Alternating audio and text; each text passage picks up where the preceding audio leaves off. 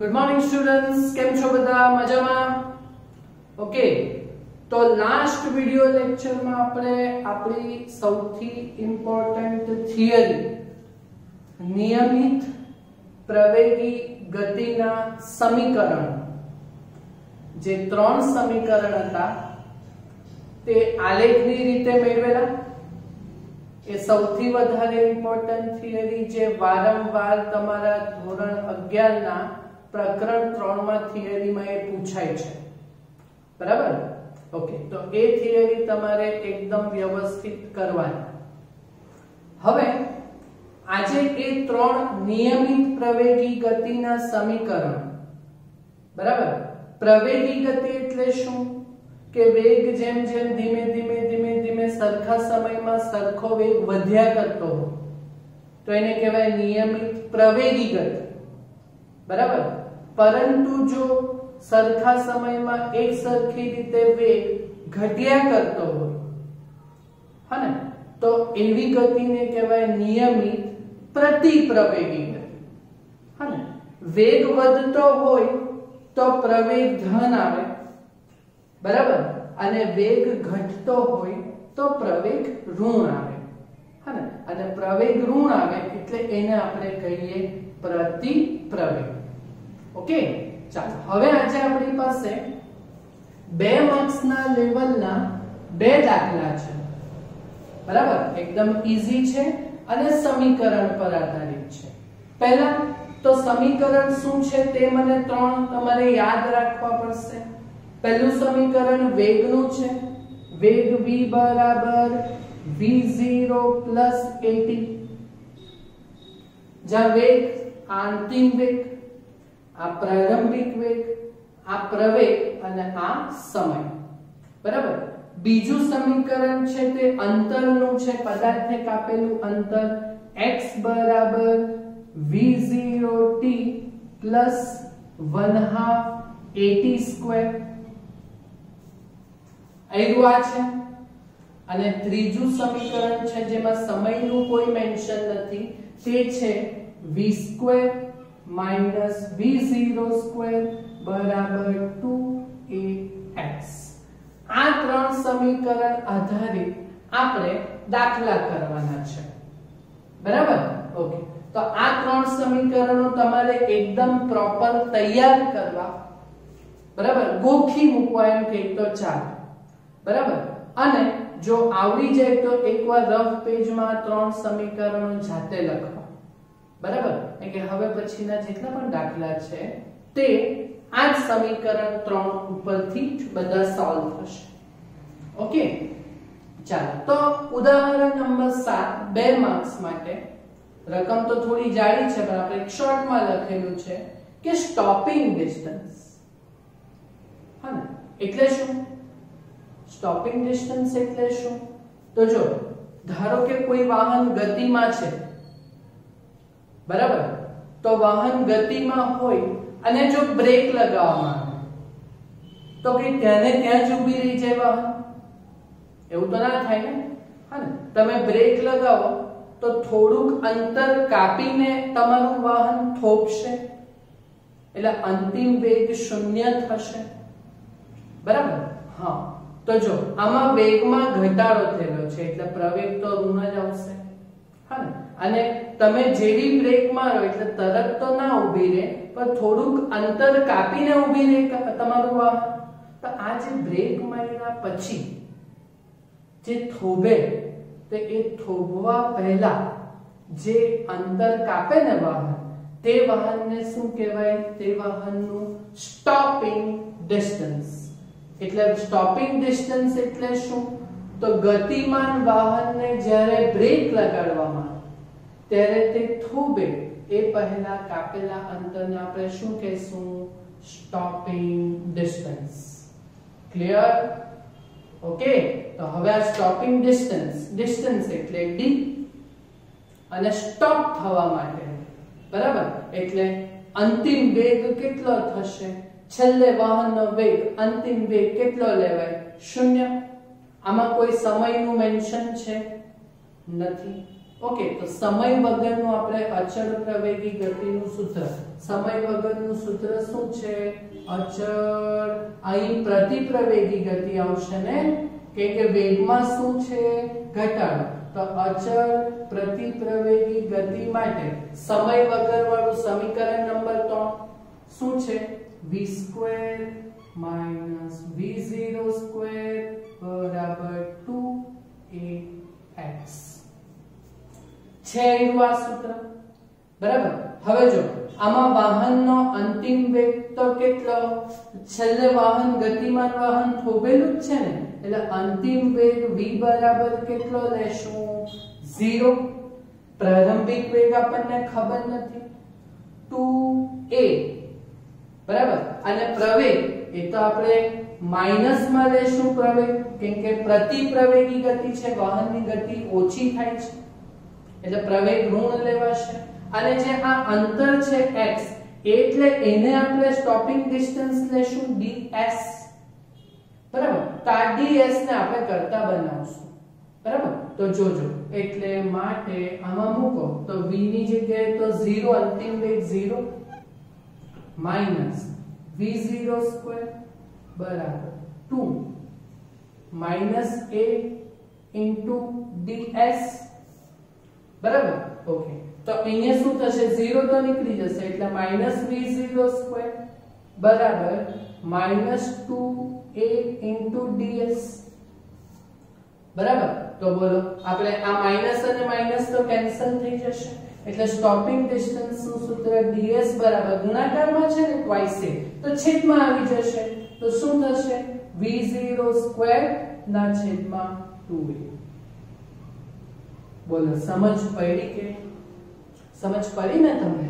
આ stopping distance નું સૂત્ર, જેમાં પ્રવેગ તો અચળ છે, હા ને, એટલે સ્ટોપિંગ ડિસ્ટન્સ એ વાહનના પ્રારંભિક વેગના વર્ગના સમપ્રમાણમાં હોય છે. જો આ તો અચળ એટલે બે પણ અચળ, એટલે સ્ટોપિંગ ડિસ્ટન્સ એ ચલે છે v0 નો વર્ગ, એટલે સ્ટોપિંગ ડિસ્ટન્સ એ પ્રારંભિક વેગના વર્ગના સમપ્રમાણમાં હોય, હા ને. એટલે વાહનનું, લખી કાઢીએ વાક્ય, વાહનનું સ્ટોપિંગ ડિસ્ટન્સ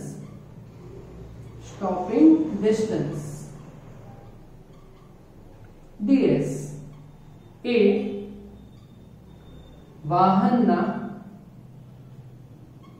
પ્રારંભિક વેગ v0 ના વર્ગના સમપ્રમાણમાં હોય છે. બોલો, સમજ પડી આવી આ વાત?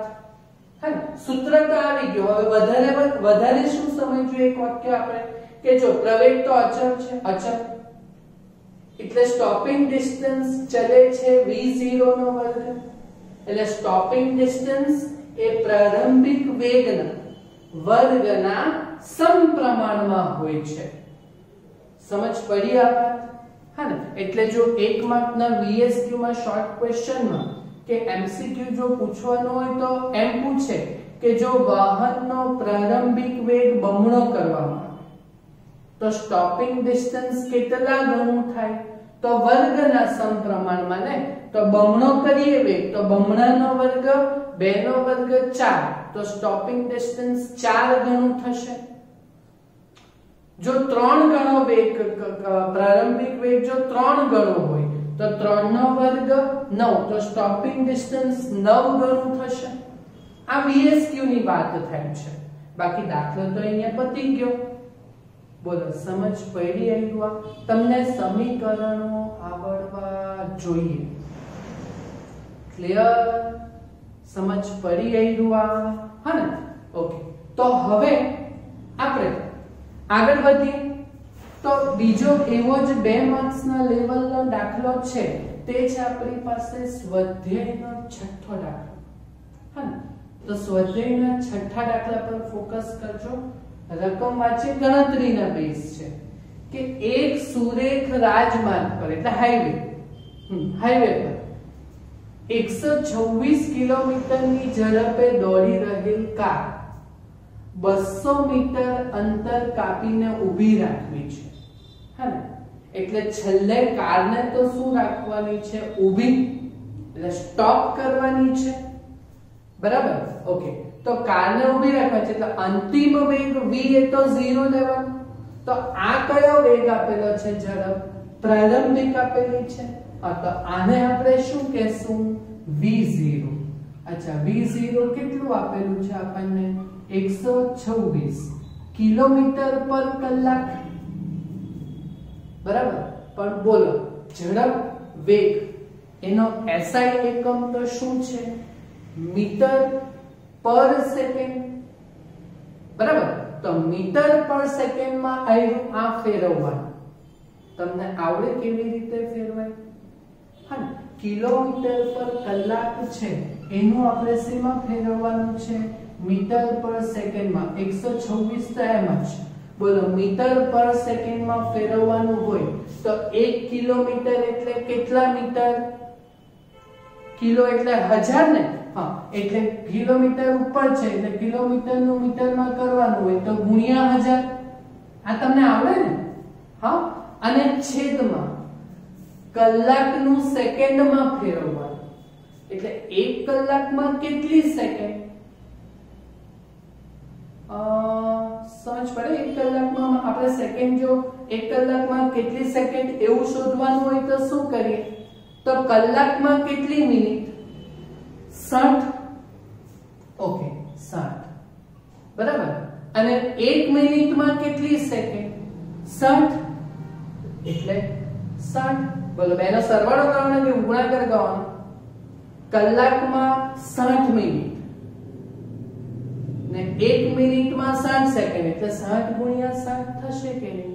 હા ને? એટલે કલાકમાં કેટલી સેકન્ડ હોય? 3600 કહેવાય, 3600, બરાબર? એટલે અહીંયા કલાકનું સેકન્ડમાં ફેરવવાનું હોય તો છેદમાં છે ને કલાક સેકન્ડ, એટલે છેદમાં આપણે કેટલા લખીશું? 3600, બરાબર? ચાલો, એટલે આ 2 0 અને આ 2 0 તો કેન્સલ થશે, હા ને? તો શું થશે? એલસીએમ કરવાનું. 126 ગુણ્યા 10 ભાગ્યા 36. જો આટલું કરશો તો તમને જવાબ મળશે 35 મીટર પર સેકન્ડ. બોલો, 35 મીટર પર સેકન્ડ શું મળ્યો તમને? પ્રારંભિક વેગ કારનો. બોલો, આ સમજ પડી? હા. પછી કેટલો અંતર છે? 200 મીટર અંતર. એટલે x બરાબર કેટલું આપેલું છે?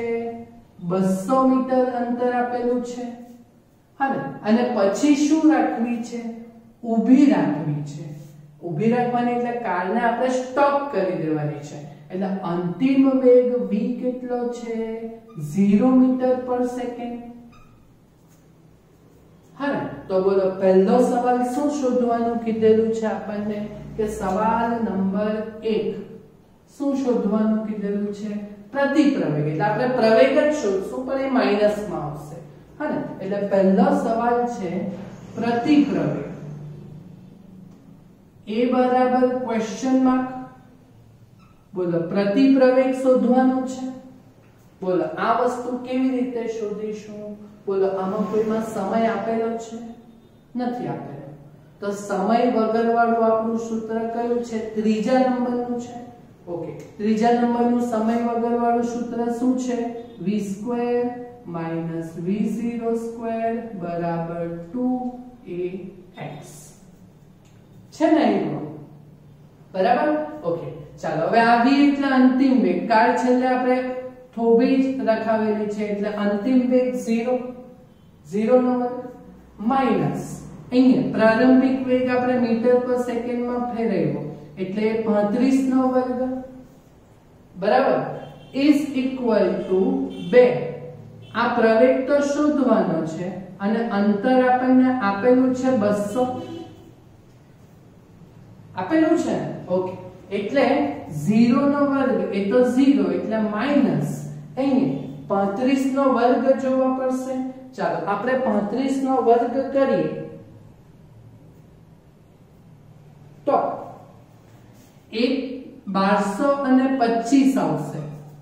આ બધું તમારે જાતે કરવાનું હોય દાખલા ઉપરથી જોઈને કોપી કરશો તો નહીં આવડે, તમારે બરાબર સમજો અને પછી તમારે જાતે કરો। ઓકે, ઇઝ ઇક્વલ ટુ 401 બરાબર। આપણે શું શોધવાનું છે? પ્રતિપ્રવેગ એટલે પ્રવેગ ઋણમાં આવવાનો જ છે આપણો, એટલે પ્રવેગ a બરાબર -1225 ને ગુણ્યા 400 છે, આ બાજુ આવે તો ભાગ્યા 400 એટલે પ્રવેગનો જવાબ 1225 ભાગ્યા જો 400 કરશો તમે, હા ને, તો તમારો જવાબ આવશે 3.06। હા ને, પ્રવેગ છે એટલે પ્રવેગનો એકમ શું આવશે? મીટર પર સેકન્ડ સ્ક્વેર અને ઋણમાં આવવાનું। બોલો સમજ પડી? હા, અને જે વસ્તુ શોધો ને એનું જો જ્યારે દાખલો કરો તો એનો એકમ તમારે ખાસ લખવાનો, હા ને, નહીં તો અડધો માર્ક કપાઈ જાય। બરાબર, સમજ પડી? અને બીજામાં તમારે શું શોધવાનું છે? કારને સ્થિર થવા માટે કેટલો સમય લાગે, એટલે સવાલ 2 છે કારને સ્થિર થવા લાગતો સમય એટલે t બરાબર ક્વેશ્ચન માર્ક સમય t શોધવાનું। ઓકે, સમય આવે એવા તો બીજા 2 સૂત્રો છે ને આપણી પાસે, પહેલું અને બીજું, હા ને। પહેલું સમીકરણ કયું છે? v બરાબર v0 પ્લસ at છે આપણી પાસે। ઓકે, જોઈ લો, v છે, અંતિમ વેગ કેટલો? 0, v0 છે 32, પ્રવેગ શોધી કાઢ્યો આપણે ઋણમાં અને સમય શોધવાનો, તો બોલો થાય ને એ રૂઆ, હા ને, થઈ જાય। વેલ્યુ મૂકો આમાં, તો v બરાબર 0 અંતિમ વેગ, કારણે થોભાવાની છે। પ્રારંભિક વેગ કેટલો છે? તો પ્રારંભિક વેગ આપણે શોધેલો છે 35, હા ને, આ વત્તા ઓછા પ્રવેગ તો ઋણમાં છે એટલે ઓછા 3.06 ઇન્ટુ t બરાબર। ચાલો હવે -3.06 ઇન્ટુ t આ બાજુ આવે તો પ્લસ થઈ જશે, હા ને, એટલે 3.06 ઇન્ટુ t બરાબર 35, હા ને, એટલે આપણે તો સમય શોધવાનો છે એટલે t બરાબર 35 ના છેદમાં 3.06। જો t બરાબર 35 ભાગ્યા 3.06 કરવાનું, તમને થશે ને કેલ્સીમાં 35 ભાગ્યા 3.06, જો આ કરશો, હા ને, તો તમારો જવાબ આવશે 11.5 જેવું કંઈક થશે, હા ને, આટલા સેકન્ડ। બોલો સમય શોધ્યો એટલે સેકન્ડમાં થશે। બોલો સમજ પડી અહીં રૂવા, હા ને। મેઈન વસ્તુ શું છે? તમને અચળ પ્રવેગી ગતિની થિયરી આવડી, હા ને, તો એ 3 સૂત્ર તમારે યાદ રાખવાના, બરાબર, અને એના ઉપરથી આપણે હવે દાખલા ચાલશે। ક્લિયર? આ બંને દાખલા થશે ને જાતે? ઈઝી છે, ભારે તો નથી ને? હા, ઓકે, તો પછી આ બંને દાખલા પણ જાતે કરજો, હા ને? Okay, thank you.